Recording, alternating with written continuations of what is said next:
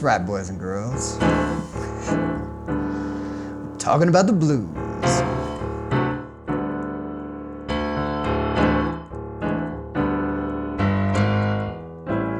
I thought it was a funk groove Friday, yeah.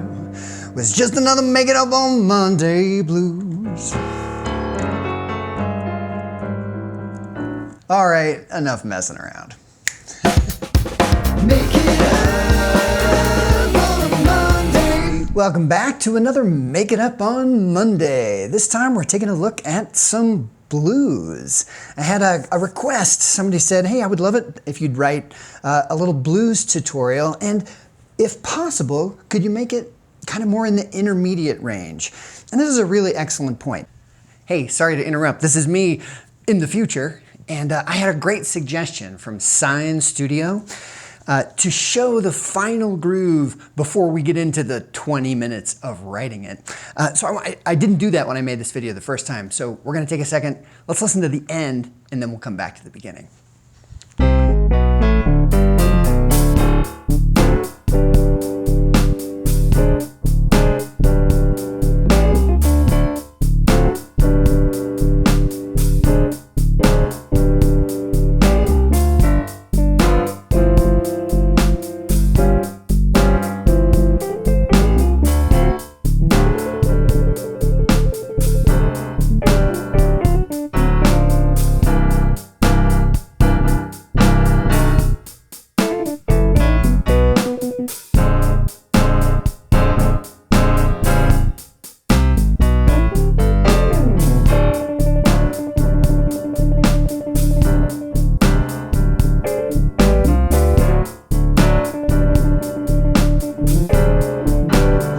So, the blues, right? Let's take a moment here and just talk a little bit about what the blues means, because it means different things to different people. At its most emotional core, the blues is like a feeling. Usually we think of it as slow, pretty melancholy. I woke up this morning and my baby had left me.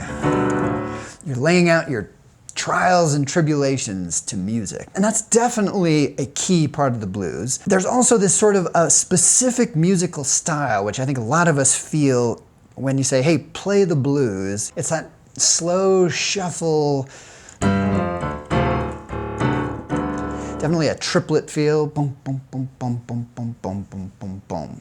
12/8 feel. Oftentimes associated with guitar solos, really common in blues, but piano, you know,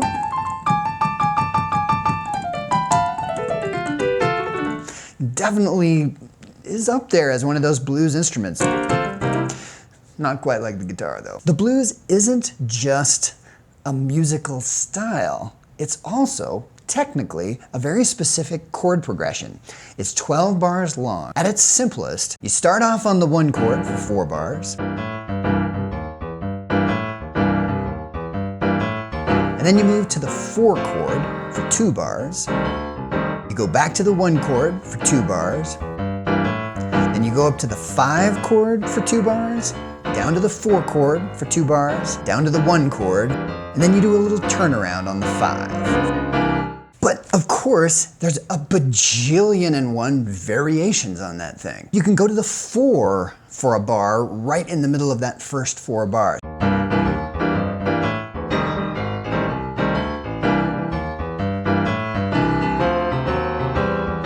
Pretty common to, instead of going to the 5, maybe go to the flat 6 instead of the 5. We're on the 1 right after the 4.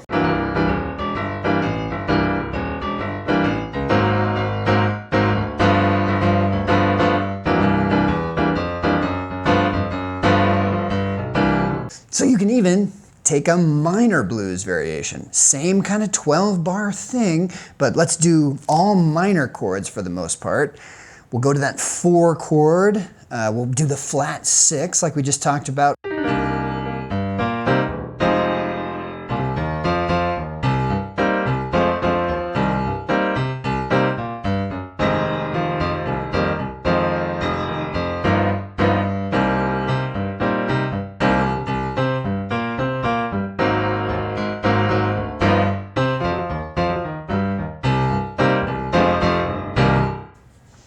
still a blues. 12 bars, roughly the same format in terms of those progressions. And that's why when you think about the blues and you listen to the blues genre on some radio station or something like that, you'll get things from all over the map. So just throwing around a term like the blues can mean a lot of different things to a lot of different people. But let's just throw all of that out and think about what comes to mind when somebody says the blues. It's almost always this, isn't it?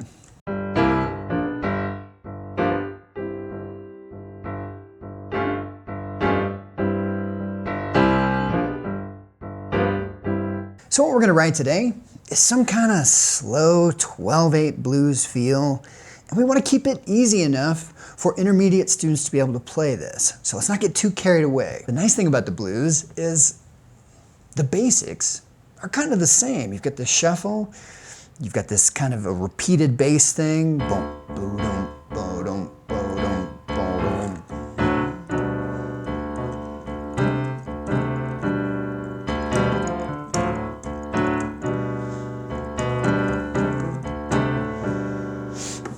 And that's pretty good. That's, I'm kind of liking that.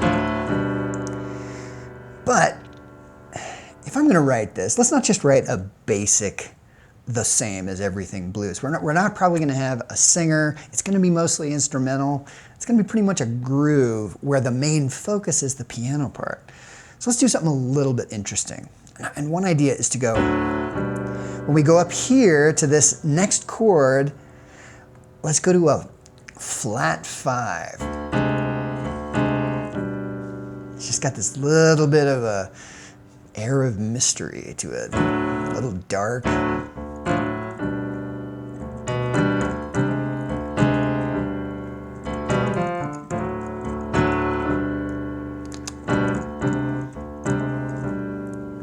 liking that. So let's stick with something like that. Now we're going to take it up to the 4 chord. Let's just do the exact same thing up there.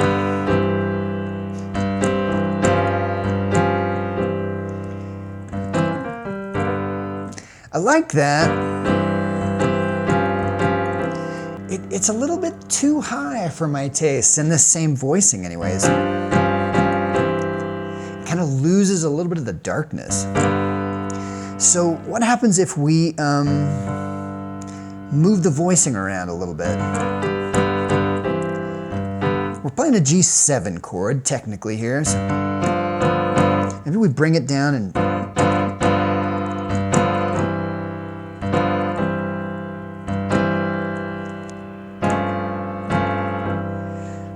I don't like that too much. I like this. That's real vanilla right there. Ooh, what about this idea? What about, we go from here, we move the top note up, so we've got as the basic move, and we keep that flat 5. So the basics here,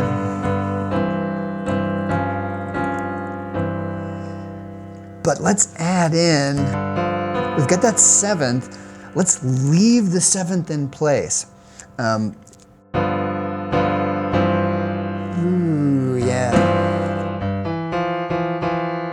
Yeah, keeps that little dissonance going. And so we're trying to kind of push the harmony here just a little bit.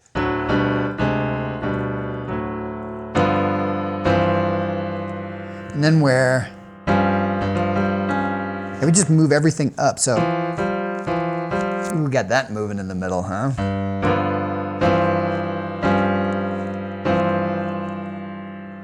Okay.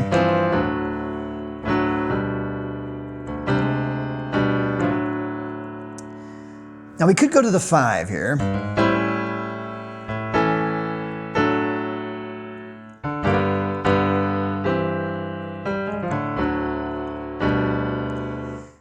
But usually when you're going to have fun with blues, the fun happens in the turnaround, which is this part where you'd normally go to the 5. Where could we go instead of the 5?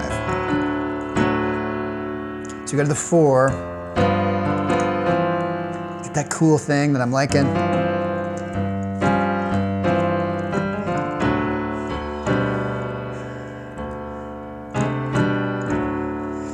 That flat 6 we talked about at the beginning.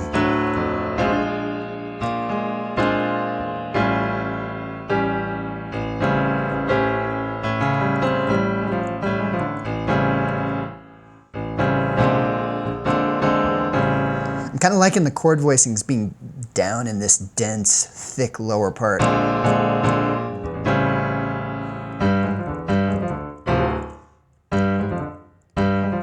Ooh, hold that thought. I think we might want to come back to something like that. Okay, let's work out the chords for the turnaround first. So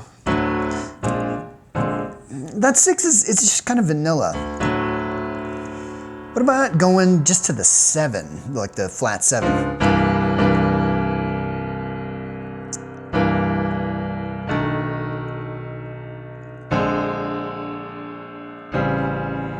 Just walk down chromatically? That's a kind of a groove window thing. I think I've done that in every tune I've ever written. But let's walk. Okay. I'm kind of liking that. Okay, in the context of this, what do we got?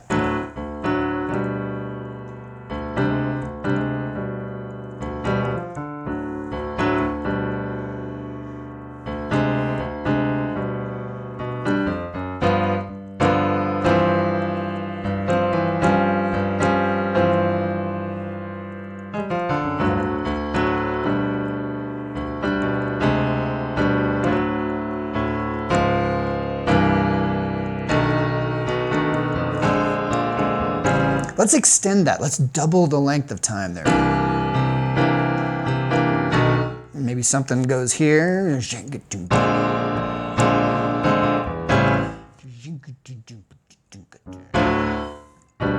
Technically, we're messing with the blues progression here, but we're writing music.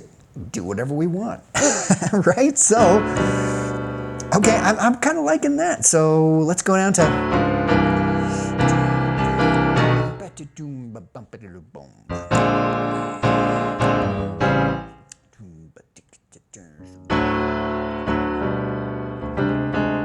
So this was the idea we had a second ago. Maybe there's like some little patterns that are repeated, that are kind of like the little hooks or melody things. And since we've got these little breaks,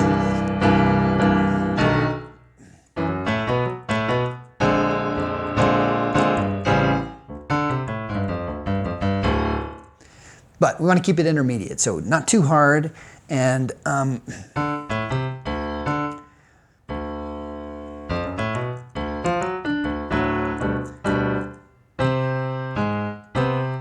we've got this kind of, we're playing with the harmony a little bit. We're kind of pushing the envelope here and there with, that's a challenge, and that's a challenge.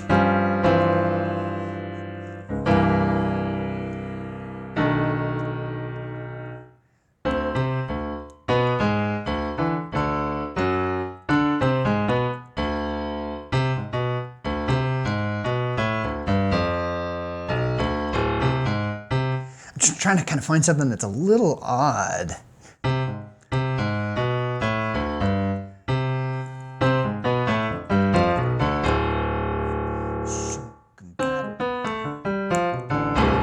Kind of have that whole triplet feel going. And that lick isn't too hard, and in fact, you could do it with one hand easily enough, but maybe you could... If we're going to split it up between the two hands, an intermediate student might be able to do that pretty easily.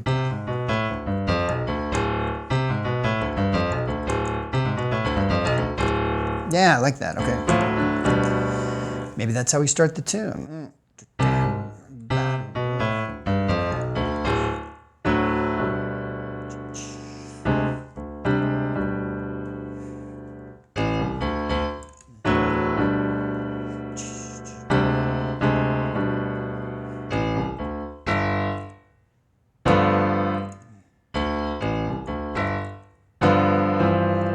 So there's a question here.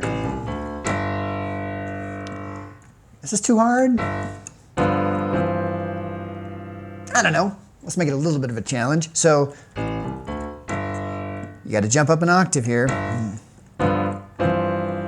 That'll be a good thing to practice.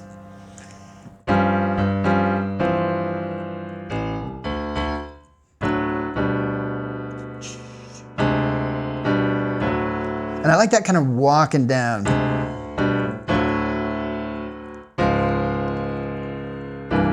And I like that kind of walking down chromatically there too.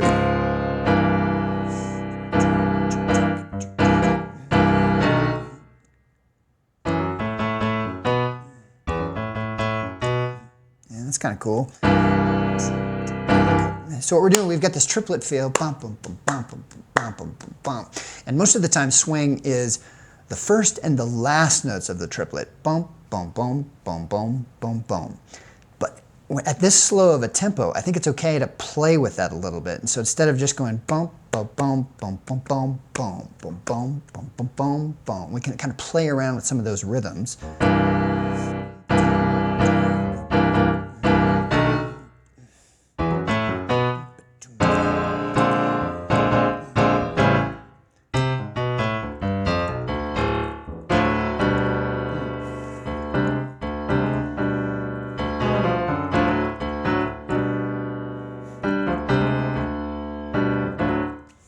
Okay, and we got to decide, are we going to do just one chorus like this or a couple? But, yeah, I think we got the start of something here. And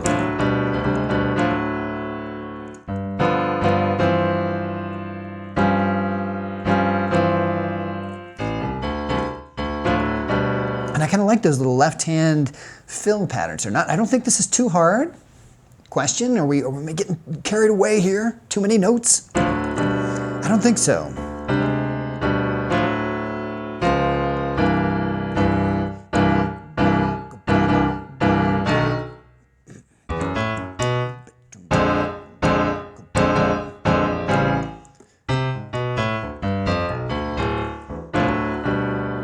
Okay. All right, we got the start of something. I think maybe we should take a little bit of time and try to throw together a little bit of an arrangement of this thing and see how it sounds with some backing behind it, huh? So to put this backing track together, the first thing I did was to just lay down a fairly programmed drum part that could just act as a metronome. From there, I went ahead and laid down a scratch version of the piano track so that I would have the piano part sitting there that I could build things around.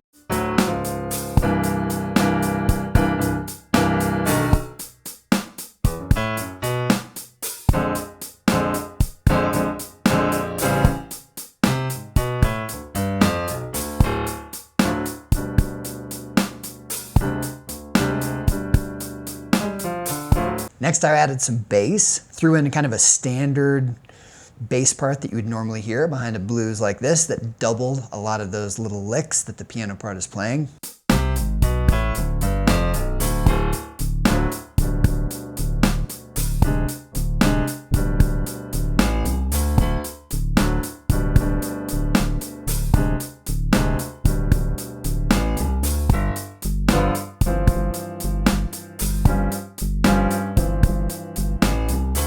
Then we added some Fender Rhodes, and it was kind of fun. We took it and ran it through a cabinet simulator to make it sound a little bit rough and ragged, like it was maybe recorded through a guitar amp of some sort.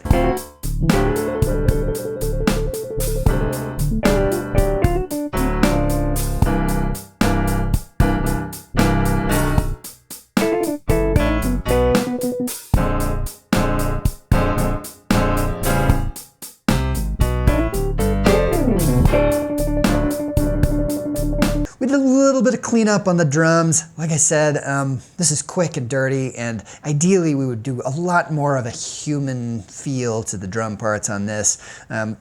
We messed around a little bit to try to make it not quite as offensive as it is as far as robotic computer playing. But for a quick and dirty thing, it'll cut the mustard barely. So there you have it. Little one chorus blues. Intermediate skill level, I think. I think you can certainly handle that one if you're still working your way up to those more advanced things. I will put the sheet music and the backing track up on groovewindow.com, so head over there. Everything's free, and just find the right page and download it, and you can play along. If you're interested and haven't done so, Give me a subscribe, that way you'll be able to keep up with new videos. Give me a like if that's something you're so inclined for, and more than anything, please leave me comments. I'm so interested in your feedback and where you'd like me to go. What kinds of things are you interested in learning? Anything is valuable, whatever you think. It really helps me out. And with that, get your blues on, and I'll see you next time.